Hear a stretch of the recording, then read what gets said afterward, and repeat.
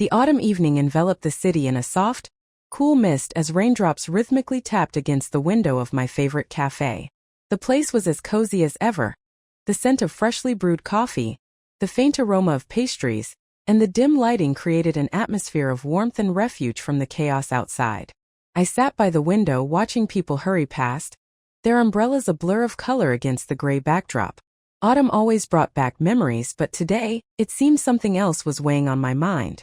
It had only been a few weeks since I first met him at a literary evening. My friend had insisted that I join her, urging me to get out, to forget the lingering loneliness that had wrapped around my heart like a tight vine after a betrayal that had shattered me a year ago. You need to feel alive again. Let go of the past, she said. I agreed, mostly because I was tired of the silence that filled my apartment every evening, where the quiet was almost suffocating. The event was lively, the room filled with people passionately discussing poetry and new literary works. Their eyes sparkled with enthusiasm, and I felt like an outsider, a quiet observer amidst their vibrant conversations. I took a glass of red wine and retreated to a corner, content to simply watch and listen from the shadows. I wasn't ready to mingle or reveal anything about myself to these strangers. That's when I noticed him. He was tall with dark, slightly tousled hair and warm, penetrating eyes.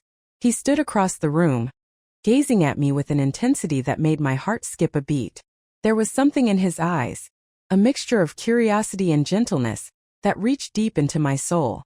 I tried to look away, but I couldn't. It was as if we were somehow connected, even though we had never met before. A few minutes later, he approached me, greeting me with a slight nod of his head. His voice was deep and smooth, like a familiar melody that you couldn't quite place.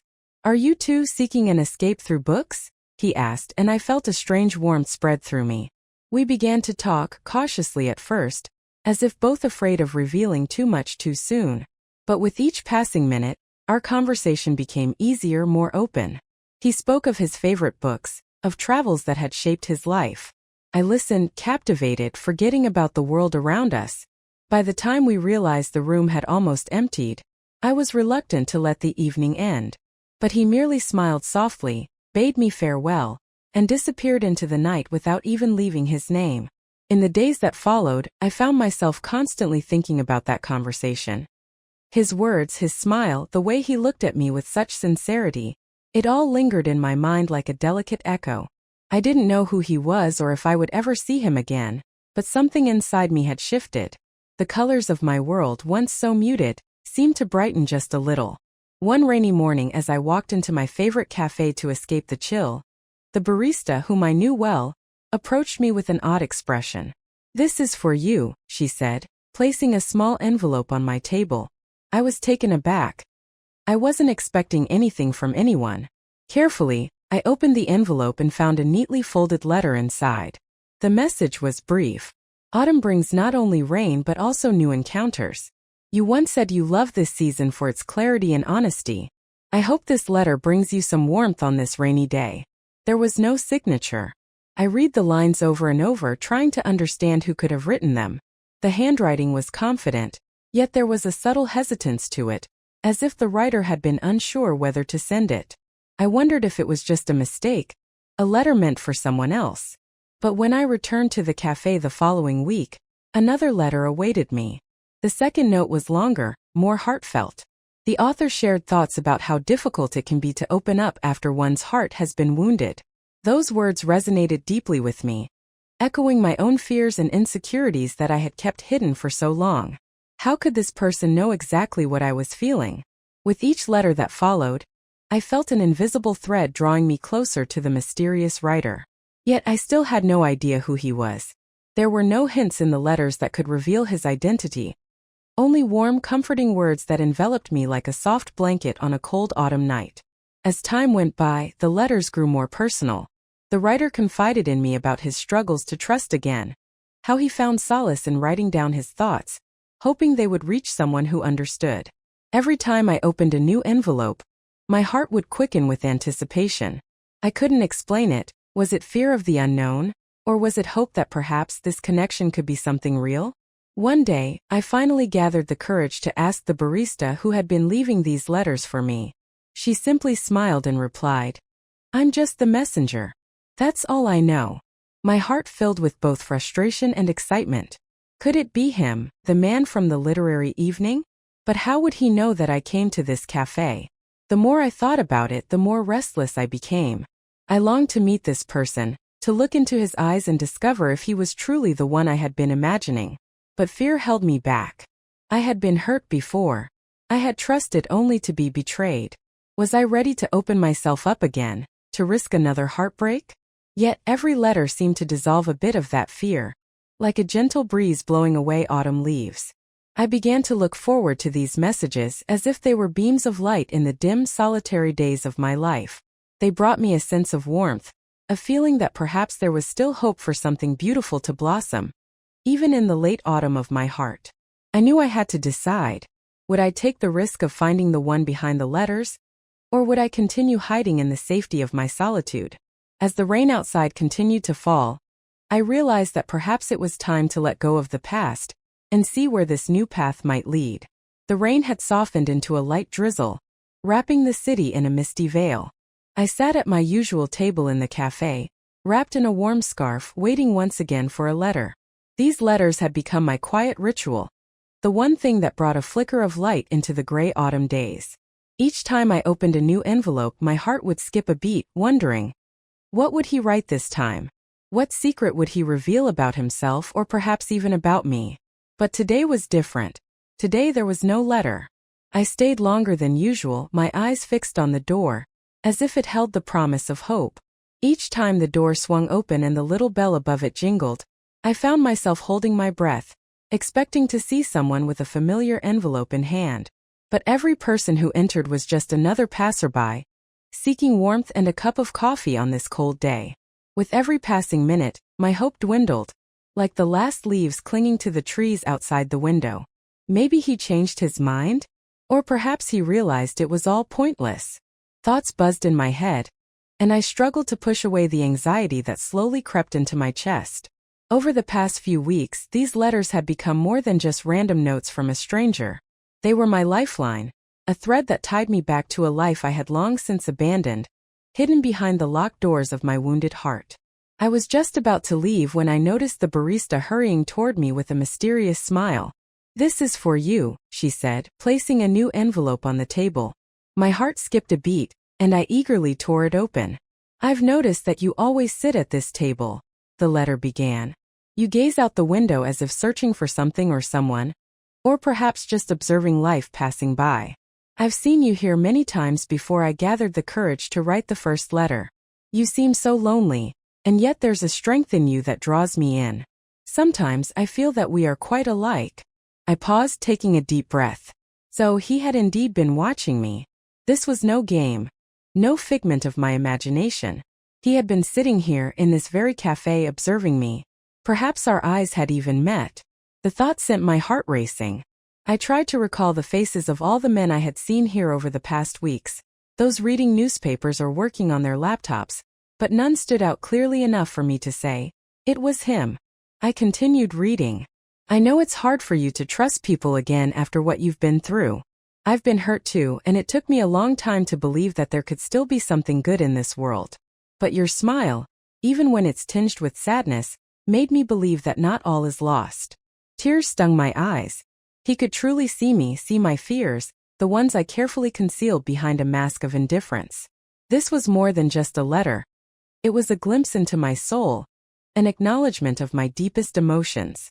For the next few days, I lived in a state of anticipation, waiting for the next letter. I came to the cafe earlier, stayed longer than usual, but instead of sitting by the window as I always did, I chose different tables, trying to figure out from where he might have been observing me.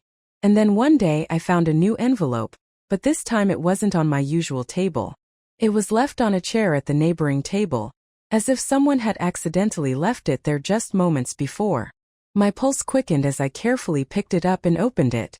"I know you're trying to find me," the letter read, "but please don't rush. Let this game unfold slowly. Give yourself the chance to feel something new before you find out who I am.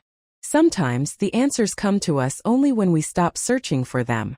His words made me pause. I had been so eager to uncover the mystery, to find out who he was. But perhaps he was right.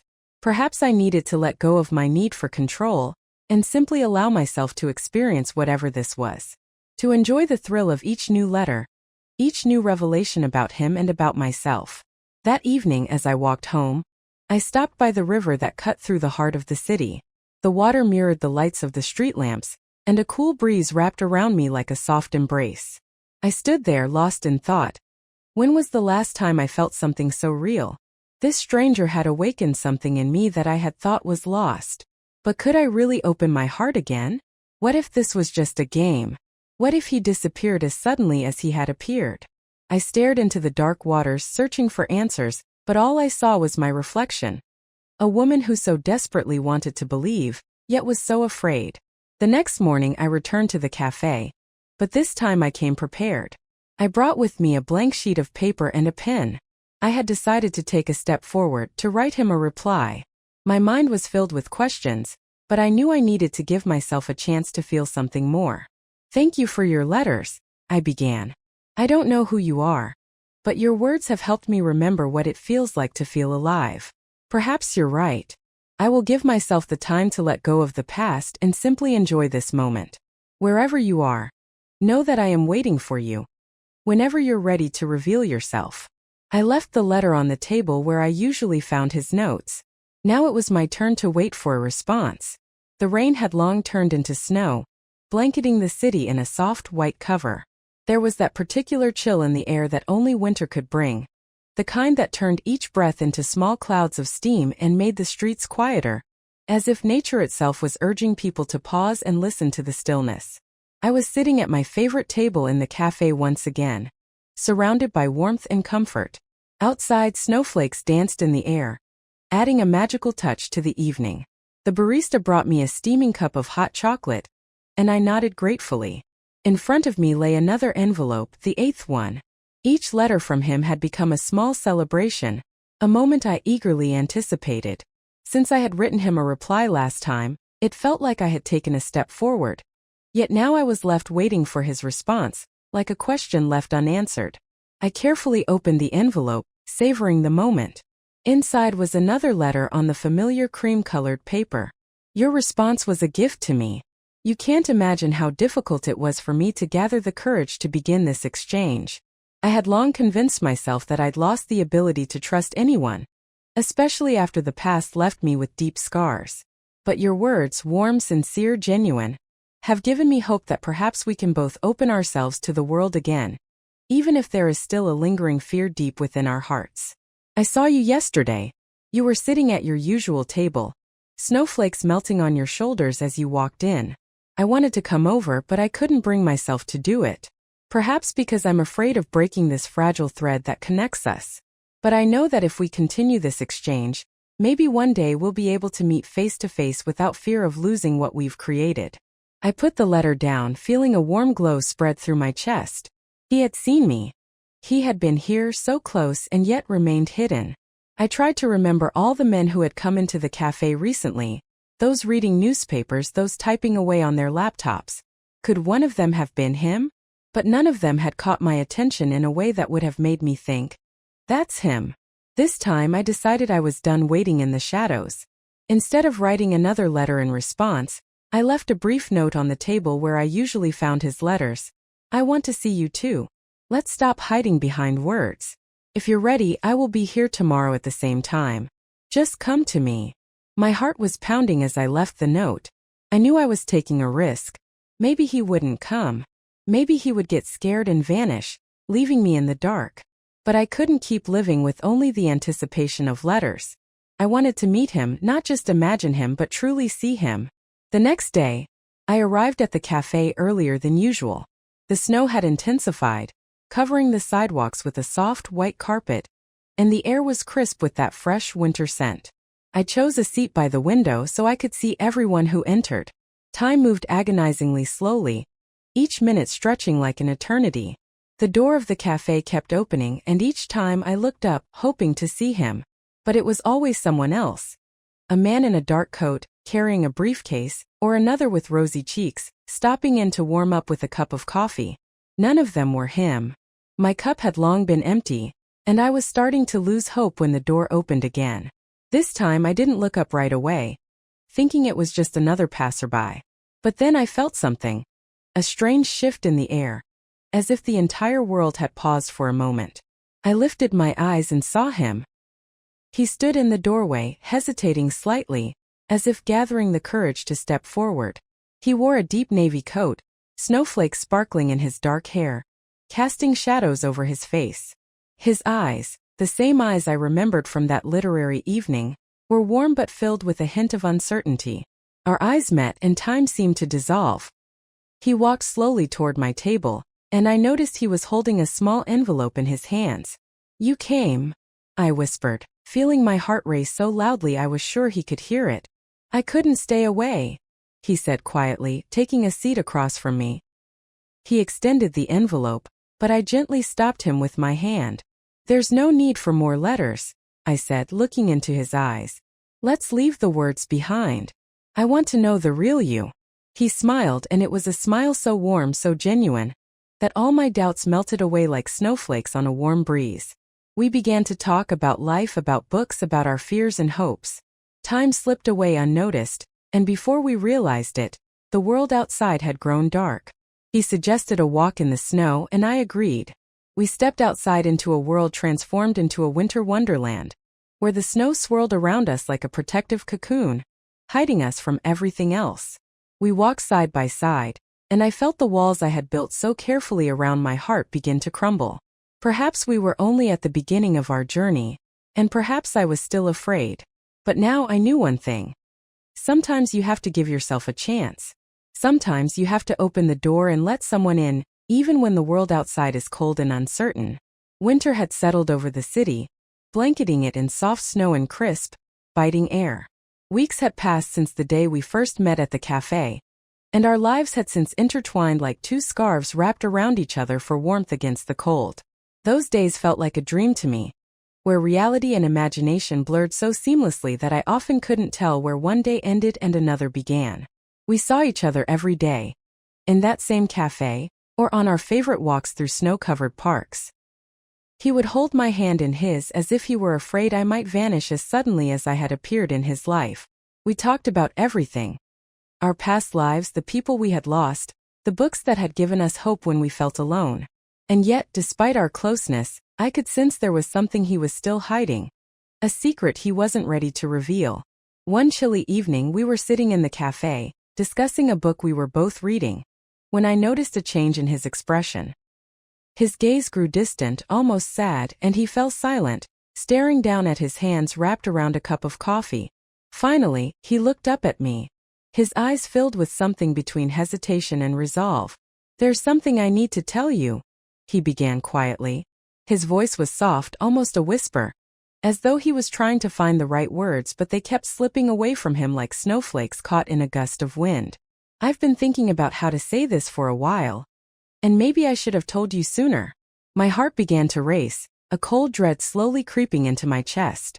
I could feel the walls I had started to let down slowly inching back up. "What's wrong?" I asked, barely able to keep the tremor out of my voice. He sighed deeply and gently placed his hand over mine. His touch was warm, but I could sense a tension beneath it.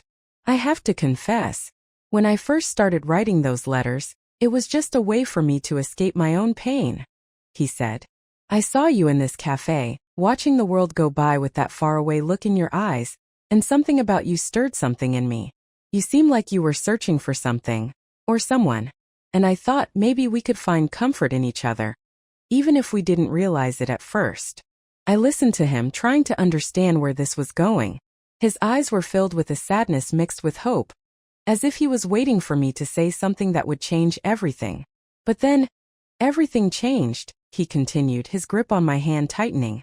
"You became so much more to me than I ever imagined. I stopped writing those letters for myself, they became for you. I was terrified that if you found out the truth, you'd never want to see me again." "The truth about what?" I asked, my voice barely above a whisper. "The truth that I knew who you were before I wrote that first letter," he admitted, his voice trembling slightly. "I knew about your past, about the betrayal that broke you, the trust you lost. I learned about it accidentally, through a mutual acquaintance, before I ever set pen to paper. And from the start, I wasn't completely honest with you.